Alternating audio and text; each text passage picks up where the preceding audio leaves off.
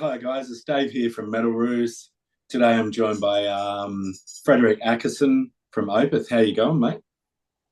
Very good, very good. You're the last interview for today, Yeah, yeah. number six, all from Australia. So Nice. it's amazing. So many people want to talk to us.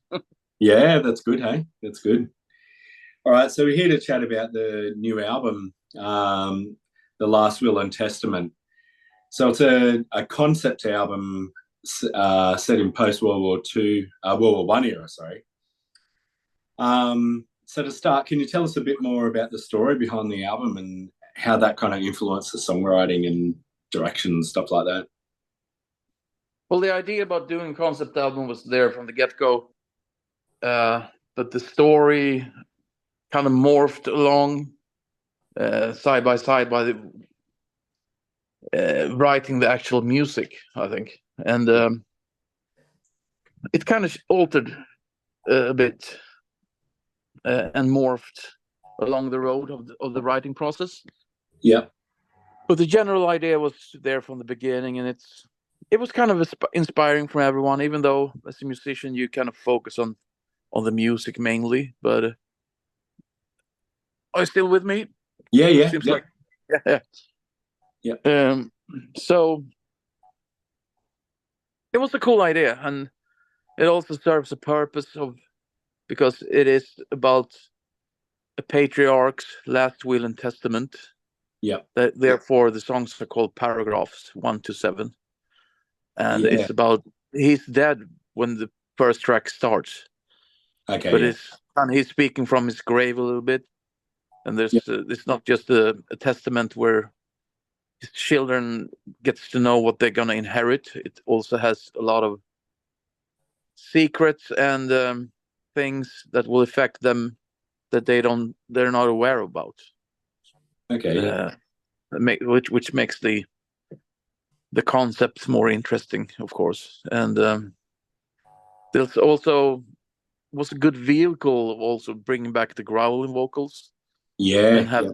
guest artists. So because the father, the patriarch, conservative, pretty mean guy, narcissistic guy, takes place in the 1920s after World War One, decadent time.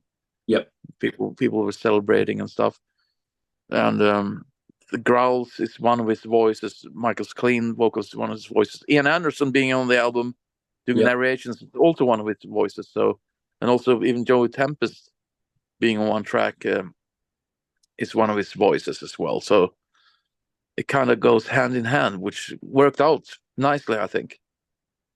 Yeah, yeah. Sounds great. There's some awesome kind of some major moments and kind of big shifts in that album musically and stuff like that. I know you guys kind of do that quite regularly in other albums, but how does this one kind of differ? To me, it seems like there's a whole lot of stuff in the writing for this album musically as well. Yeah, I mean, to me, it kind of assembles the old Opeth and the more proggier Opeth last Yep. 4 albums. Yeah. But in the new direction, it's not going back or being at the same thing. It's a step forward to me. I think it's a more compressed album. Like we Yep. don't linger on the section like if you listen to Blackwater Park. There's sections there that the same riff is there for a long time, but maybe the drums alter in different beats. And this album is more compressed, more restless, Yep. but still with more ingredients. Yeah, yeah. It's more action packed, but it still has the melancholic parts. And as I look at the Opeth to a certain point, you have this kind of a yin and yang thing. You can have a really dark, aggressive death metal section versus a more foresty, melancholic, beautiful part. Yeah, yeah. And I think Which this is a big essence of the Opeth sound, I think. yeah, yeah, yeah, totally. And I think this album really kind of captures that. There's obviously I got a pre-listen to it, so I did have something to talk about. But yeah, it's just the ups and downs of it. There is so much going on, and I think it's I think production wise, it's just really well put together. Oh, thank you. I'm happy to hear that. That's always a bit of a battle, especially at the end of it when everybody, maybe some people have more of an individual point of view Yeah, than more like a collective point of view. yeah, When it comes, I want to be. It's tricky with the mixes when you have many chefs in cooking the soup of because course. raising the volume of something will affect everything. It's all in symbiosis, and everything needs to fit in that frame of Yeah, tone, yeah, which is and frequency as well. exactly. And I mean, this album has so many layers of stuff. We have the first of all what the band does, of course, but then you have a string section on it. Yeah, That, so, but I'm happy you said that. Yeah. yeah, I think it's great.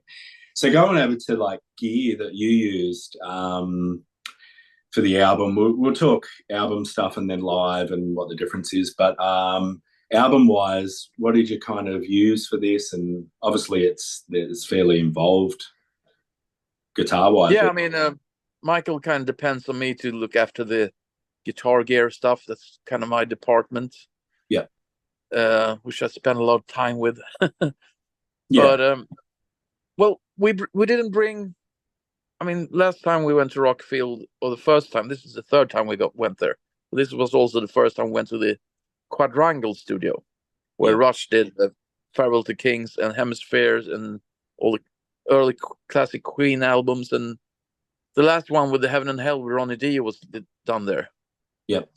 So this is the residential studio, and I actually got to stay in the same condo as Ronnie Dio did, and Yeah, Michael was in the one that Tony Iommi and Freddie Mercury used to be in.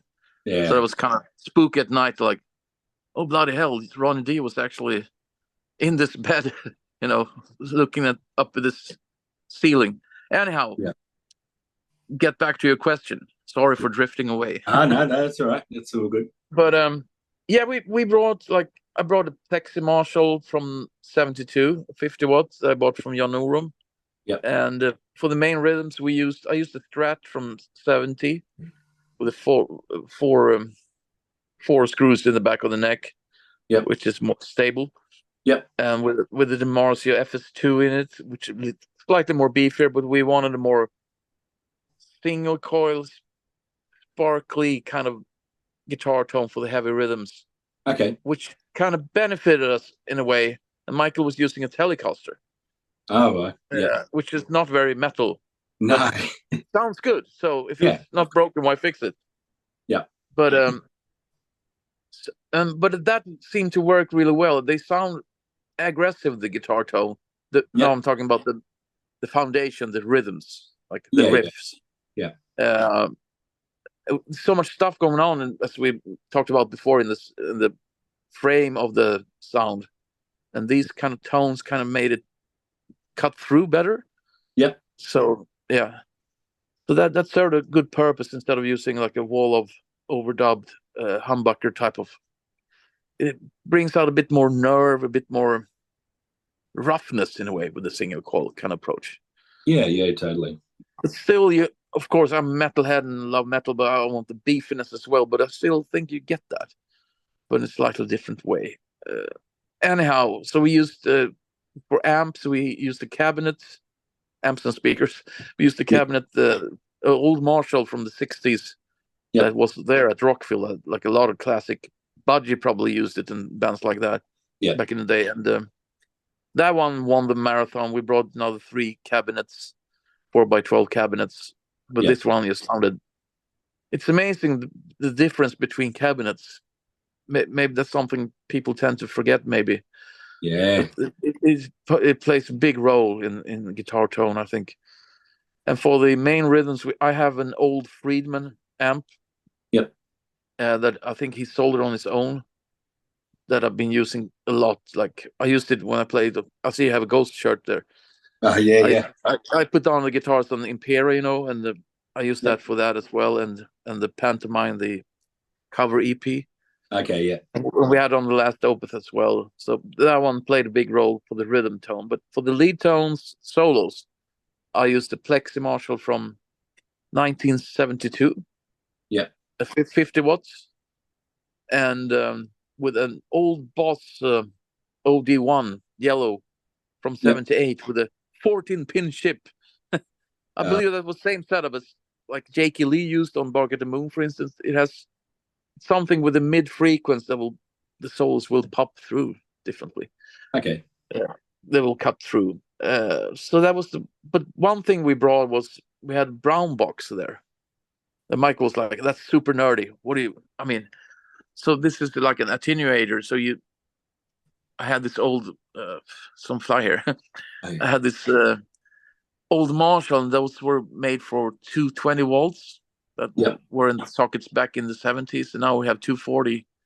Yeah. And so you want to lower the voltage to prevent any harm of the amp. Yeah. But we kind of used that like Ed Van Halen used to do, because in America they have 110 volts, and he brought him down his old Marshall to 90 volts. Okay, yeah. And it saturates different, and something happens. So we took this more modern amp, this Friedman amp, and lowered it to 200 volts from 240. Okay. So basically, you plug this box into the wall socket, and then you plug the amp into this box. And stuff happened with the guitar tone that was quite interesting. And even Mike said, he's like, that's super nerdy. But the engineer, Stefan and Mike, like, yeah, we can tell the difference. Yeah. So that was something new we did on this album that seemed to work really good. It just starves it of power a tiny bit, doesn't it? Yeah, it's I mean, it's nothing new under the sun, but for us, we never did it before. I know Steve Stevens does that stuff, and apparently Ed Van Halen kind of, as far as I know, was the guy who kind of started with that stuff. Yeah, yeah. Yeah, sweet. All right. So you guys are headed out to America soon to tour the album. That's the first part of the tour, is that right? That's right. Yeah, we're just about to start rehearsing. Yep. There's a lot of preparations now, visas and lots of gear, logistic stuff. Yeah. That I'm dealing with. Yeah. But so I'm longing to start actually playing. Yeah. Because that's what we want to do. Yeah, that's why we do it, isn't it? Yeah, well, we have 2 tours scheduled, but there's many more in the pipeline. Yeah. That's not official yet. Yeah. And that includes Australia as well. I was about to say, hopefully. Yeah, I mean, I did a few interviews, but I'll say the same, but 99.9% we will come to Australia next year. All right. That's but I think it will be something official fairly soon. Okay. But I've seen the dates, and yeah, I'm not allowed to say anything more, I guess. But of course, yeah. For us, it's very important to come to Australia because you always treat us really nice, and it's a stronghold for us, and it's people seem to like us, to put it simply. Oh, well, that's good. Which we appreciate, of course, a lot.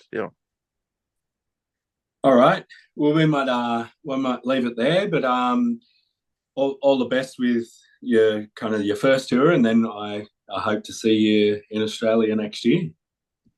Yeah, me too. Let's stay healthy, and hopefully we'll make it. Yeah. All right. Good luck with getting the album out and the tour and all the stuff in the future. Thank you very much. Thanks for talking to me. All right. Take care. See ya. Bye-bye.